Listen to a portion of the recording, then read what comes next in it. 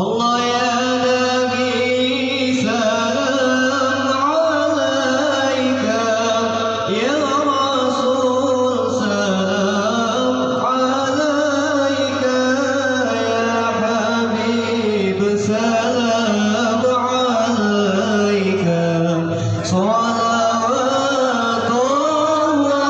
alaika.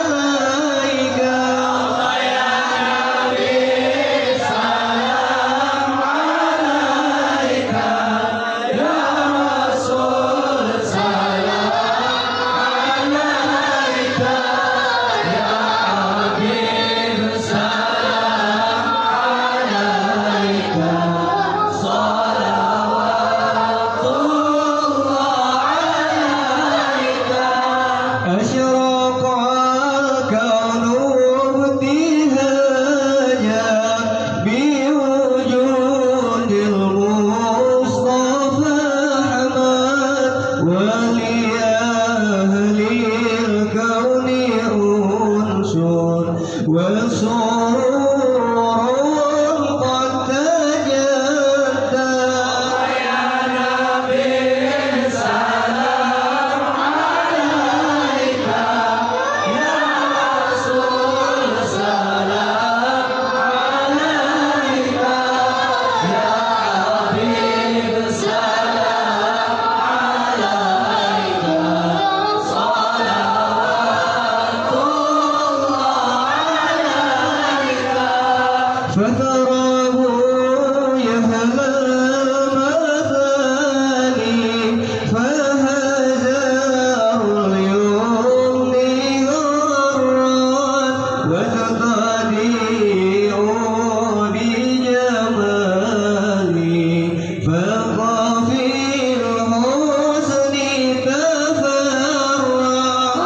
يا نبي سلام عليك، يا رسول سلام عليك، يا حبيب سلام عليك، صلوات الله عليك.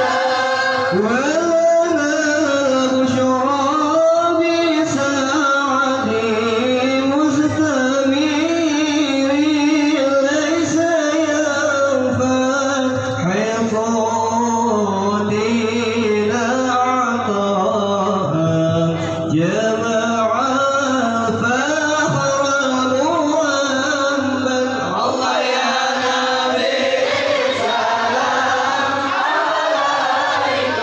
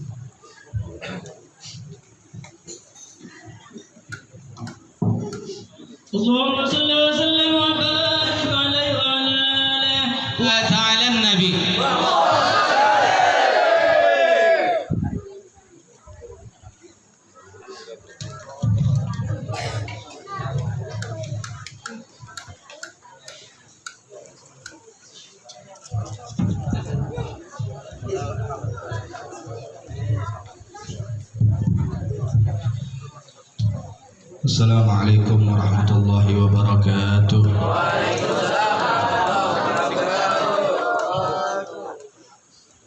Bismillahirrahmanirrahim. Alhamdulillah rabbil alamin. Wassalatu wassalamu ala asrafil anbiya wal mursalin sayyidina wa habibina wa syafi'ina wa qurrata a'yunina nabiyina wa maulana Muhammad sallallahu alaihi wasallam. Allahumma salli wa sallim wa barik wa karrim ala sayyidina Muhammad sahibit taji wal mi'raj wal buraq wal alam wa dafi'il bala wal waba wal marad wal alam. Jismuhu tahirun mutahharun mu'attarun mu'azzamun munawwar. Man ismuhu maktubun marfu'un mawdu'un 'ala Allahi wal qalam. Samsud duha badrud duja nurul huda misbahul zulam. Abil Qasim sayyidil kaunain wa ashrafis saqalain sayyidina Muhammad ibn Abdullah ibn Abdul Muttalib ibn Hasim sayyidil Arabi wal Ajam nabiyil haramain mahbubun 'inda rabbil masyriqain wal maghribain. فيا أيها المستاقون لرؤية جماله فيا أيها المستاقون لنور جماله صلوا عليه وسلموا تسليما. سبحانك لا علم لنا إلا ما علمتنا إنك أنت العليم الحكيم وتب علينا إنك أنت التواب الرحيم. فقل رب اشرح لي صدري ويسر لي أمري واحلل عقدة من لساني يفقه قولي وشدد لساني وهد قلبي بحق النبي Muhammad sallallahu alaihi wasallam. Pertama-tama yang ulun muliakan ayyuhal sibanul habaib, anak cucu baginda Nabi besar Muhammad sallallahu alaihi wasallam, wabil khusus Al Habib Musa Al Habsi wal Habib Husain bin Tahir wal Habib Ahmad Badawi bin Hasin As-Saggaf wal Habib Ahmad Al-Kaf wal Habib Haris Al-Kaf, wabil khusus sahibul bait Al-Habib Zulkifli bin Ali bin Abdurrahman As-Safi As-Saggaf. Mudah-mudahan para habaib yang ada di sini maupun yang ada di luar sana, Allah panjangkan umur mereka semuanya, Allah tambahkan rezekinya, dan Allah pelihara mereka daripada dosa-dosa. Para tuan guru,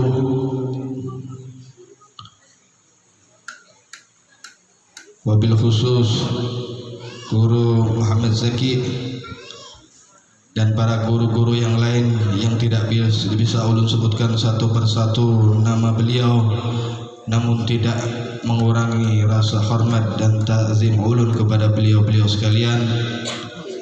Para hadirin, para hadirat rombongan Maulid Habsi, Pondok Tahfiz yang berada di Kota Tanjung, hadirin hadirat yang dirahmati oleh Allah Subhanahu wa taala.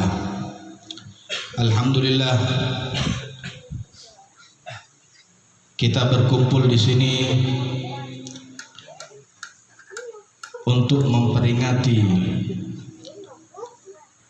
suatu hari ataupun tahun, yang mana tahun baru ini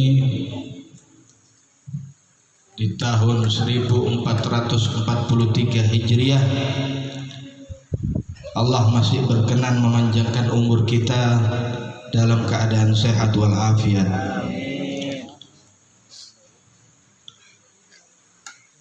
Seandainya kita disuruh untuk mengulangi waktu meskipun hanya sedetik saja, maka kita tidak akan bisa mengulangi waktu tersebut. Oleh karena itu Allah Subhanahu wa taala memperingatkan di dalam firman-Nya. Allah sering bersumpah dengan menggunakan masa atau waktu. Sebagaimana firman-Nya wal asr, demi masa. Di ayat yang lain waktuha, demi waktu duha. Wal lail, demi waktu malam. Saking berharganya waktu, maka Allah bersumpah demi waktu. Di dalam perayaan tahun baru Hijriyah, dahulu orang-orang Arab menggunakan pertanggalan atau pertahunan di dalam bulan, ada qamariyah, ada syamsiyah. Jadi permulaan tahun itu ada qamariyah, ada syamsiyah, dari perputaran bulan dan perputaran matahari. Ada juga di zaman dahulu menggunakan awal tahun dengan satu kejadian atau peristiwa yang sangat bersejarah, sebagaimana di zaman sebelum Nabi Muhammad SAW lahir, itu ada seorang yang sangat saleh, seorang yang sangat arif bijaksana, dicintai oleh kaumnya. Dia adalah Sayyidina Lu'ay bin Walid, yang mana Sayyidina Lu'ay bin Walid ini termasuk kakek daripada Rasulullah SAW. Jadi pertanggalan dimulai ketika Sayyidina Lu'ay bin Walid ini meninggal, maka di situ mulai pertanggalan. Jadi sekarang tahun ke-1 daripada meninggalnya Sayyidina Lu'ay bin Walid, sampai berlaku selama 540 tahun. Maka bergantilah pertanggalan tersebut atau memulai tahun tersebut dengan peristiwa penyerangan seorang raja yang bernama Abraha dengan pasukan gajahnya, sampai-sampai Allah menerangkan di dalam Al-Quran, alam tara kaifa fa'ala rabbuka bi ashabil fil, yang mana peristiwa tersebut menjadi awal tahun pertanggalan, disebut dengan tahun gajah. Di situ Rasulullah SAW dilahirkan menurut riwayat Sayyidina Imam Muhammad al-Baqir bin Sayyidina Imam Ali Zainal Abidin. Beliau meriwayatkan bahwa pada tahun kurang lebih antara 50 setelah kejadian hancurnya pasukan gajah, 50 hari kurang lebih antara itu Rasulullah dilahirkan. Setelah berjalan beberapa lama, tahun gajah ini berubah lagi dengan adanya peristiwa meninggalnya seorang kakek Nabi besar Muhammad SAW, yaitu Sayyidina Abdul Muttalib. Jadi pertanggalan dimulai dari meninggalnya Sayyidina Abdul Muttalib. Tahun ke-1 setelah meninggalnya Abdul Muttalib, tahun kedua setelah meninggalnya Abdul Muttalib. Hanya berjalan berkisar antara 8 tahun. Sayyidina Abdul Muttalib ini, maka setelah Rasulullah wafat, meninggal dunia, umat Islam pada waktu itu tidak memperdulikan masalah kalender atau tanggal. Setelah meninggalnya Sayyidina Abu Bakar Siddiq, digantikan oleh khalifah kedua Sayyidina Umar bin Khattab, di situ terjadi peristiwa surat menyurat antara Sayyidina Umar bin Khattab dengan gubernur, yang mana gubernur tersebut menulis surat kepada Sayyidina Umar bin Khattab 2 kali surat. Jadi surat pertama dikirimkan tidak lama daripada surat pertama ini dikirim, lalu mengirim surat lagi si gubernur ini, sampai diterima oleh Sayyidina Umar bin Khattab. Akan tetapi beliau menerimanya dengan satu waktu bersamaan. Jadi surat ini diterima bersamaan sama Sayyidina Umar bin Khattab. Dibaca ini surat ada 2. Sayyidina Umar bingung, ini surat yang pertama yang mana, yang kedua yang mana. Akhirnya disitulah Sayyidina Umar bin Khattab mengumpulkan para sahabat, para tokoh-tokoh yang ada di kota Madinah. Di antaranya adalah Sayyidina Ali bin Abi Thalib karramallahu wajhah. Lalu Sayyidina Ali bin Abi Thalib mengatakan, kalau bisa kita memakai pertanggalan ini dengan dimulai dari hijrahnya Nabi Muhammad SAW. Di antara bulan yang disebutkan oleh Allah Subhanahu wa taala di dalam Al-Qur'an yang tadi dibacakan oleh salah satu qari, A'udzubillahi minasyaitonir rajim. Inna iddatasy syuhuri indallahi 12 syahran. Jadi bilangan bulan di sisi Allah Subhanahu wa taala di dalam 1 tahun itu ada 12 bulan. Masehi juga ada 12 bulan. Bulan Hijriah juga ada 12 bulan. Tapi yang mana yang disebut oleh Allah Subhanahu wa taala? Fi kitabillahi yauma khalaqas samawati wal ard. Ketika Allah, di waktu itu Allah menciptakan langit dan bumi, dan di situ Allah Subhanahu wa taala meneruskan ayatnya bahwa ada 4 bulan, yang mana 4 bulan ini termasuk 4 bulan yang suci. Ada 4 bulan yang suci, kata Allah Subhanahu wa taala. Kalau kita melihat kalender Masehi, kita tidak menemukan 4 bulan yang suci ini, kecuali di bulan Hijriah, yaitu bulan yang telah lewat, Dzulqa'dah, Dzulhijjah, Muharram sekarang, dan yang satunya terpisah yaitu bulan Rajab.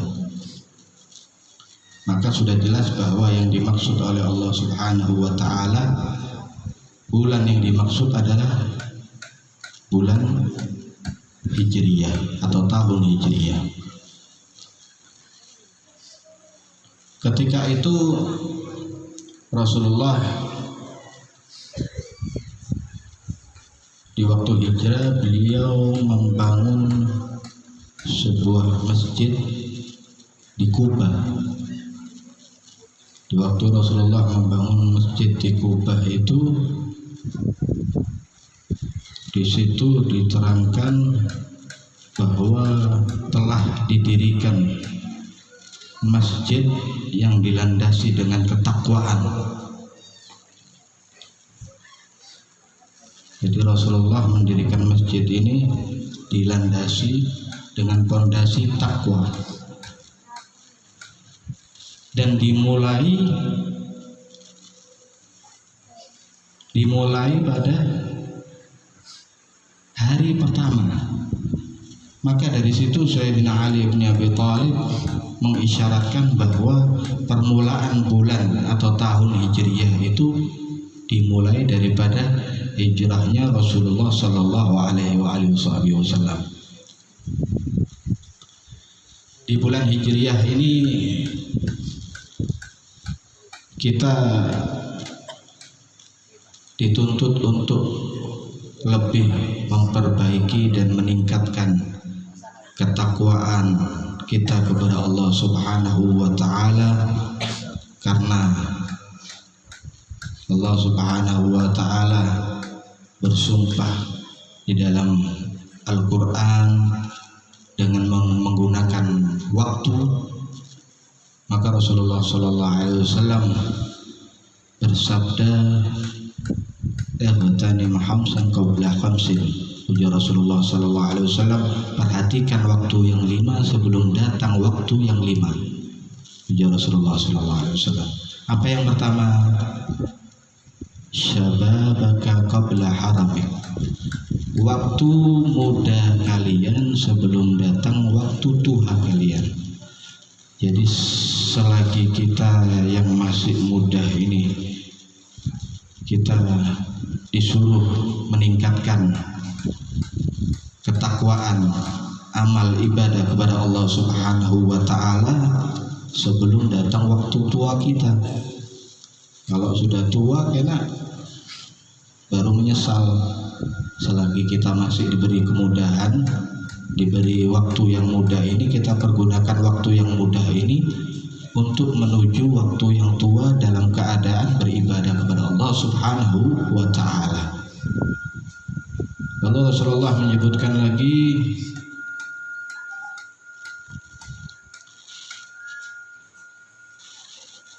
waktu wasihhataka qabla sagamik. Waktu sehat kalian sebelum datang waktu sakit kalian.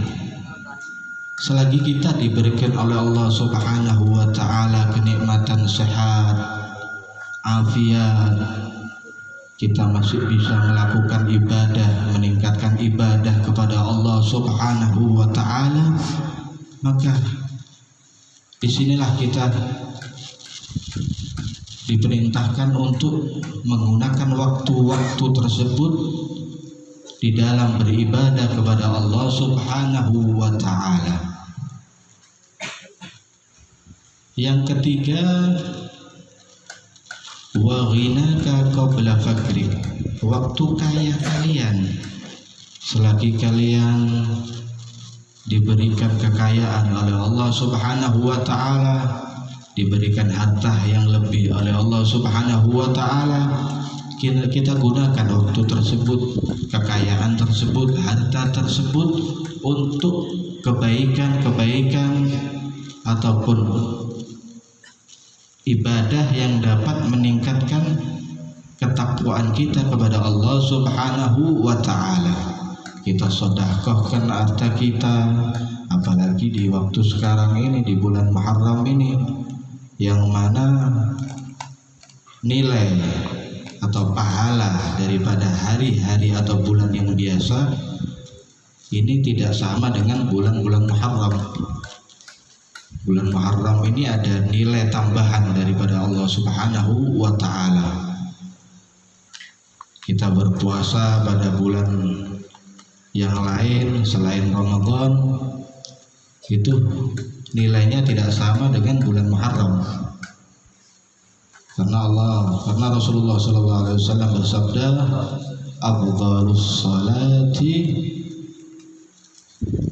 salatil fardhu ba'da fardhu salatul lail. Keutamaan atau lebih afdalnya salat selain salat fardu 5 waktu adalah salat malam. Wa afdalis siyam ba'da Ramadan fi syahrillahil haram. Dan terafdal atau utamanya puasa selain daripada bulan Ramadan adalah puasa di waktu Muharram. atau bulan Allah Subhanahu wa ta'ala. Lalu yang keempat tadi, wa faraghaka qabla syughlik, waktu luang kalian, selagi kita diberikan keluangan waktu, kekosongan waktu oleh Allah Subhanahu wa ta'ala, tidak terlalu sibuk memikirkan dunia, disitulah kita dituntut untuk beribadah, untuk mendekatkan diri kepada Allah Subhanahu wa ta'ala. Kalau sudah kita mendapatkan waktu yang sibuk, apalagi sibuk urusan dunia, maka itu akan terlalaikan. Kita tidak bisa mendekatkan diri kepada Allah Subhanahu wa ta'ala secara sempurna. Maka di waktu yang luang ini kita pergunakan waktu kita untuk meningkatkan ibadah kepada Allah Subhanahu wa ta'ala. Dan yang kelima, diingatkan oleh Rasulullah SAW, wa hayataka qabla mautin, dan waktu hidup kalian sebelum datang waktu mati kalian. Selagi kita diberikan umur yang panjang oleh Allah Subhanahu wa ta'ala, kita gunakan waktu kita semaksimal mungkin untuk beribadah atau mendekatkan diri kepada Allah Subhanahu wa ta'ala.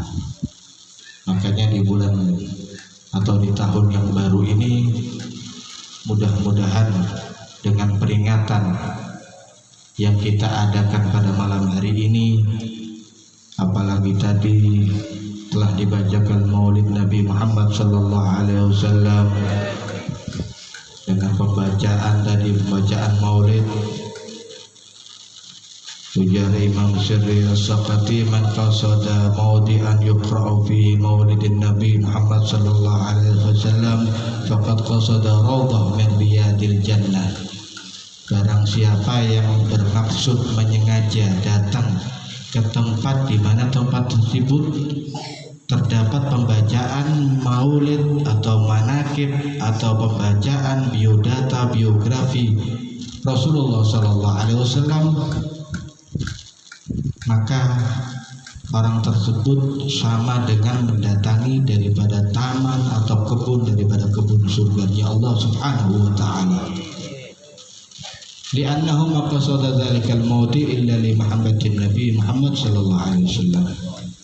Karena orang tersebut tidak mungkin melangkahkan kakinya atau menyengaja atau bermaksud mendatangi suatu pembacaan atau perkumpulan Maulidul Rasul sallallahu alaihi wasallam, akan tetapi dia pasti punya kecintaan yang tinggi kepada Rasulullah sallallahu alaihi wasallam. Sebagaimana dalam hadis diterangkan, man ahabbani kana ma'i fil jannah. Hadis sebelumnya, man ahya sunnati faqad ahabbani. Barang siapa yang menghidupkan sunnah Nabi Muhammad sallallahu alaihi wasallam, maka dia sama dengan mencintai aku. Maka itu kita hidupkan sunnah Nabi Muhammad sallallahu alaihi wasallam. Kita biasakan makan, minum menggunakan tangan kanan. Karena banyak ulun melihat di majelis-majelis, bukan hanya di sini, di rantau, di mana-mana, belum lihat mesti orang minum kadang tangan kiri. Maka itu bukan sunnah Rasul sallallahu alaihi wasallam. Kita dianjurkan makan minum menggunakan tangan kanan. Nanti makan wadeh tangan kanan, makan tahu tangan kanan, lomboknya tangan kiri, sama aja. Kalau bisa ditaruh dulu, baru ngambil lombok tangan kanan. Masuk WC, baru kaki kiri dulu, keluar kaki kanan. Masuk pasar kaki kiri, keluar kaki kanan. Segala tempat yang dilihat kurang baik, maka kita dianjurkan menggunakan kaki kiri terlebih dahulu, baru keluar dengan kaki kanan.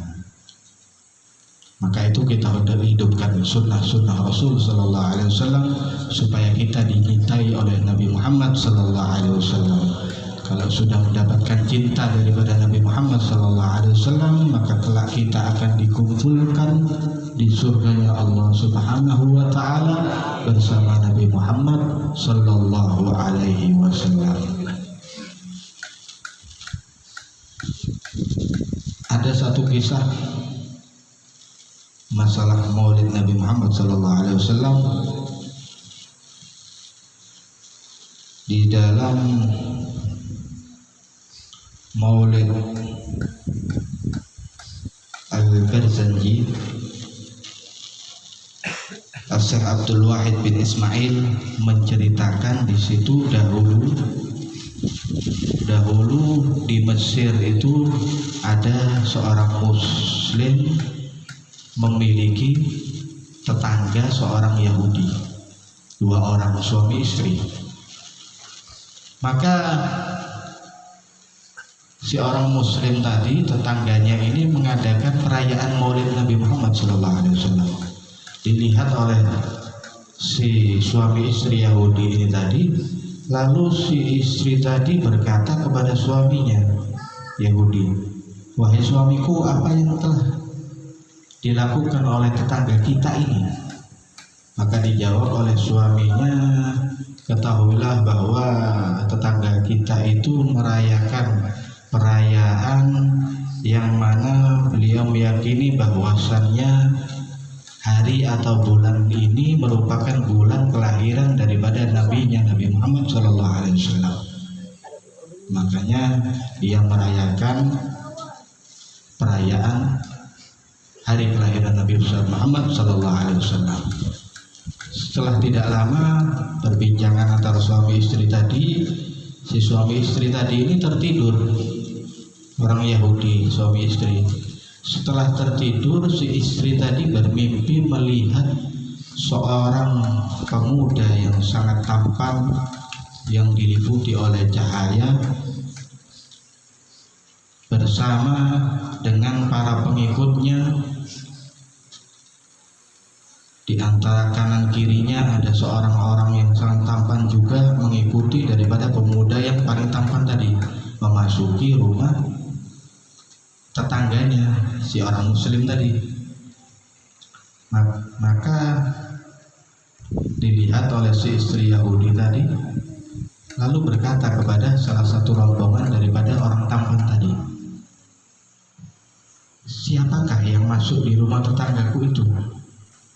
Kata si istri Yahudi tadi. Lalu dijawab oleh rombongannya, "Yang masuk di rumah tetanggamu itu adalah Nabi kami, yaitu Nabi Muhammad SAW. Beliau masuk ke rumah tetanggamu itu karena beliau merasa senang atas apa yang telah dilakukan oleh tetanggamu itu, yaitu mengadakan jamuan atau perkumpulan dalam pembacaan Maulid Nabi Muhammad SAW. Makanya Rasulullah berkunjung ke rumah tetanggamu tadi." Lalu dijawab oleh istri Yahudi tadi, "Bolehkah aku berbicara dengannya? Apakah dia mau untuk berbicara denganku?" Lalu dijawab oleh salah satu rombongan tadi, "Tentu saja mau." Lalu disamperi di dalam mimpi ini, Rasulullah ini disamperi oleh si wanita Yahudi tadi. Setelah disamperi, lalu dipanggil oleh si wanita Yahudi tadi, "Wahai Muhammad." Lalu Nabi Muhammad menoleh ke wanita Yahudi tadi sambil menjawab labbaiki, jawaban talbiyah, jawaban yang sangat santun, yang tidak pantas dijawab kepada orang yang selain Islam. Maka terkaget si wanita Yahudi tadi, "Mengapa engkau menyambut panggilanku ini dengan jawaban talbiyah? Bukankah engkau tahu bahwa aku ini adalah salah satu musuhmu?" Kata Rasulullah di dalam mimpinya tadi, "Sesungguhnya aku tidak akan menjawab jawabanmu dengan talbiyah kecuali aku sudah tahu bahwa engkau akan mendapatkan hidayah dari daripada Allah Subhanahu wa Ta'ala. Jadi Rasulullah sudah tahu bahwa si wanita ini sudah dapat hidayah dari Allah Subhanahu wa Ta'ala. Akhirnya si wanita Yahudi ini berkata lagi pada Rasulullah, sungguh kau memang seorang nabi yang mempunyai perangai yang sangat mulia. Celaka orang yang tidak mempercayaimu. Akhirnya si wanita Yahudi tadi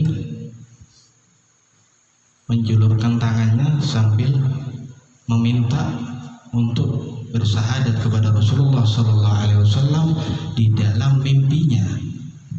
Ini ceritanya masih mimpi. Setelah si wanita Yahudi ini bersahadat bahwa dia masuk Islam di hadapan Rasulullah Sallallahu Alaihi Wasallam, di dalam mimpi si wanita tadi mempunyai keinginan. Di mimpi ini dia mempunyai keinginan, nanti kalau aku sudah bangun dari tidur, aku akan merayakan perayaan Maulid Nabi Muhammad SAW. Akan tetapi aku akan merahasiakan hal ihwal ini kepada suamiku, karena takutnya suaminya marah. Jadi setelah bangun ini istri dari tidur, dilihat suaminya, tahu-tahu suaminya ini sudah sibuk untuk menata rumahnya, memakai wangi-wangian di rumahnya, mempersiapkan hidangan-hidangan, tidak seperti biasanya. Maka si istri Yahudi tadi tercengang, heran, kenapa suamiku ini tidak seperti biasanya? Lalu ditanya oleh si istri tadi, wahai suamiku, apa yang telah engkau lakukan ini? Kenapa engkau berlaku tidak seperti biasa engkau bangun tidur? Lalu dijawab oleh si suami tadi, sesungguhnya aku melakukan hal tersebut karena orang yang telah engkau temui di dalam mimpimu tadi. Terkaget ini orang, kok bisa tahu suamiku ini tentang hal ihwal mimpinya, padahal dia sudah merahasiakannya. Lalu ditanya oleh si istri tadi, bagaimana engkau tahu hal ihwal mimpiku ini, padahal aku akan merahasiakan hal tersebut? Lalu dijawab oleh si suami tadi, sesungguhnya setelah engkau tadi malam masuk Islam di hadapan Rasulullah Sallallahu Alaihi Wasallam, setelah itu aku masuk Islam di hadapan Rasulullah Sallallahu Alaihi Wasallam. Jadi suami istri ini masuk Islam di dalam mimpi berkat tetangganya yang mengadakan perayaan Maulid Nabi Muhammad Sallallahu Alaihi Wasallam. Berkat tetangganya seorang Yahudi bisa mendapatkan hidayah karena rasa ingin tahu yang dimiliki oleh si wanita Yahudi tadi. Akhirnya menyebabkan Allah memberikan hidayah kepada si suami istri Yahudi tadi. Apalagi kita sebagai umat Islam yang memiliki akidah Ahlus Sunnah wal Jamaah, yang mencintai perayaan Maulid Nabi Muhammad Sallallahu Alaihi Wasallam. Di segala penjuru ada majelis, ada suatu pembacaan Maulid Burda, kita mendatangi, maka insya Allah tidak diragukan lagi kita akan mendapatkan balasan, yaitu dengan surganya Allah Subhanahu wa Ta'ala, selama kita menjalankan segala perintah yang diberitakan oleh Allah Subhanahu wa Ta'ala dan tidak melakukan apa yang dilarang oleh Allah Subhanahu wa Ta'ala. Mudah-mudahan di tahun baru Islam ini Allah panjangkan umur kita untuk menemui tahun depan atau tahun baru ke depan. Allah sehatkan badan kita, Allah tambahkan rezeki pada diri kita, pada keluarga kita, pada jiran tetangga kita. Apabila ada yang sakit, Allah angkat penyakitnya. insyaallah berkat pembacaan Maulidur Rasul sallallahu alaihi wasallam, dan mudah-mudahan dengan pembacaan Maulid ini menyebabkan terkabulnya segala doa, segala hajat yang kita minta kepada Allah Subhanahu wa taala, baik hajat dunia maupun hajat akhirat, dan kelak kita dimatikan oleh Allah Subhanahu wa taala dalam keadaan husnul khatimah. Amin amin ya rabbal alamin. Allahumma ja'alna min ibadikas salihin waj'alna min ibadikal muttaqin. Allahumma inna nas'aluka ziyadatan fid din wa barakatan fil umr wa sihhatan fil jasad wa sa'atan fil rizqi wa taubatan qabla al maut wa sa'adatan 'inda al maut wa maghfiratan ba'da al maut wa 'afwan 'inda al hisab wa amana min al 'adzab wa nasiba min al jannah warzuqna an-nazara ila wajhikal karim. Rabbana atina fid dunya hasanah wa fil akhirati hasanah wa qina 'adzaban nar wa adkhilna jannata ma'al abrar ya aziz ya ghaffar ya rabbal alamin. Wa sallallahu ala sayyidina Muhammadin wa ala alihi wa sahbihi wa sallam walhamdulillahi rabbil alamin. Itu saja yang dapat ulun sampaikan, kurang lebihnya ulun minta maaf, minta halal, minta ridha kepada pian berataan. Hadza minni wal afu bikum. Wassalamualaikum warahmatullahi wabarakatuh. Waalaikumsalam.